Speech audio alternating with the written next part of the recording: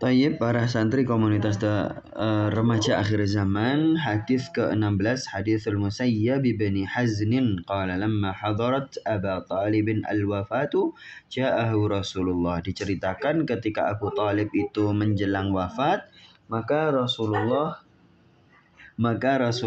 mendatangi beliau, fawajada indahu Aba Jahli bin Hisham wa Abdullah bin Abi Umayyah bin al-Mughirah. Di samping Abu Talib itu ada Abu Jahal dan Abdullah bin Abi Umayyah. Ini tokoh para pendurhaka Rasulullah, tidak mau percaya kepada Rasulullah dan termasuk masih keluarga. Jadi Abu Talib itu adalah pamannya Rasulullah, bahkan dianggap sebagai bapak sendiri, karena setelah bapaknya Rasulullah itu meninggal, maka yang merawat adalah Abu Talib.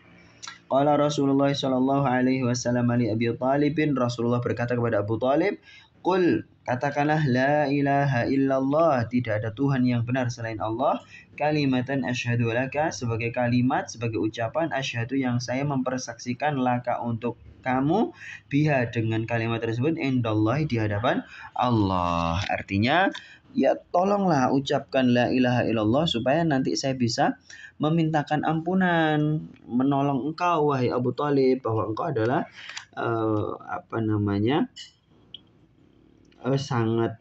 sangat layak untuk masuk surga karena sudah menolong saya, gitu. Itu di dalam alam pikirannya Rasulullah. Kemudian faqal Abu Jahlin wa Abdullah bin Umayyah wa Abdullah bin Abi Umayyah. Ini mohon maaf, ini salah harokat ini dari penerjemah kitabnya ya. Wa Abdullah bin Abi Umayyah, ya Abu Talibin, wahai Abu Talib, atarghabu an millati Abdul Muttalib, kamu mau keluar dari agamanya Abdul Muttalib, kakekmu sendiri. Falam yazal Rasulullah, ini perlu dicermati adik-adik ya, kakeknya Rasulullah itu muslim, mengikuti agamanya, yaitu syariatnya. Agamanya tetap Islam, tapi mengikuti syariatnya Nabi Ibrahim. Tapi terjadi penyimpangan, terjadi penyelewengan, terjadi pemalsuan. Jadi agama itu dibuat-buat sendiri lalu diklaim sebagai agamanya Nabi Ibrahim oleh masyarakat musyrikin Makkah. Lalu diklaim bahwa ya itulah agamanya Abdul Muthalib, itulah agama kakek moyang kamu. Falam yazal Rasulullah sallallahu alaihi wasallam ya'riduha alaihi. Terus saja Rasulullah itu nyuruh Abu Talib untuk mengucapkan la ilaha illallah wa ya'udani bitilkal maqalati hatta qala Abu Talibin, dan Rasulullah itu terus menerus sampai Abu Talib berkata akhir ma kallamahum.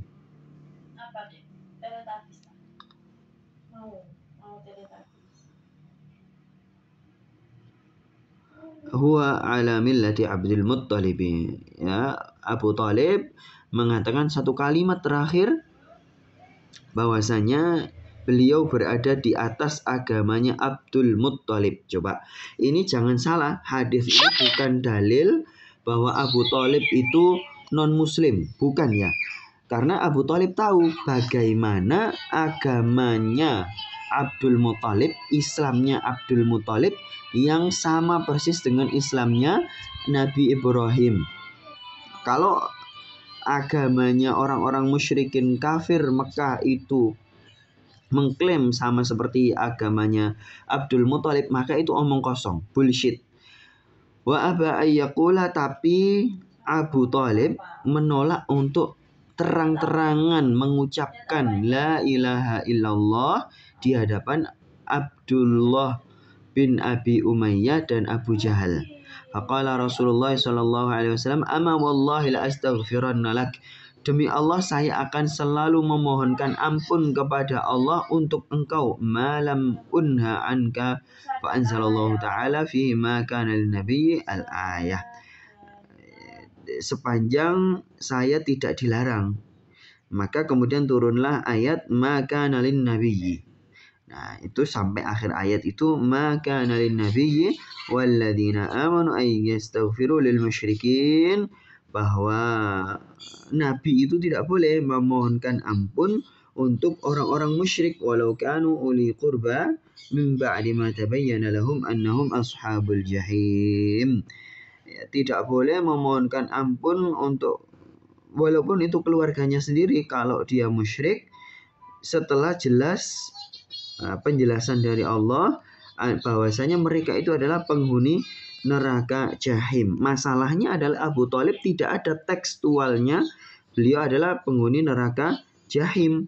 Tidak ada tekstualnya. Kalaupun ada riwayat bahwasanya Abu Thalib itu mengalami siksaan, maka itu bukan dalil bahwa Abu Thalib itu non-muslim, kekal di neraka. Tidak. Semua umat Islam yang punya dosa itu pasti akan mendapatkan siksa di neraka. Sebagaimana Abu Thalib juga demikian. Jadi kita semuanya pasti akan masuk ke neraka, walaupun hanya melewati, walaupun hanya terkena sakit yang sedikit. Wa im minkum illa wariduha kana ala dzalika kana ala rabbika hatman maqdiyya. Itu di Al-Qur'an seperti itu.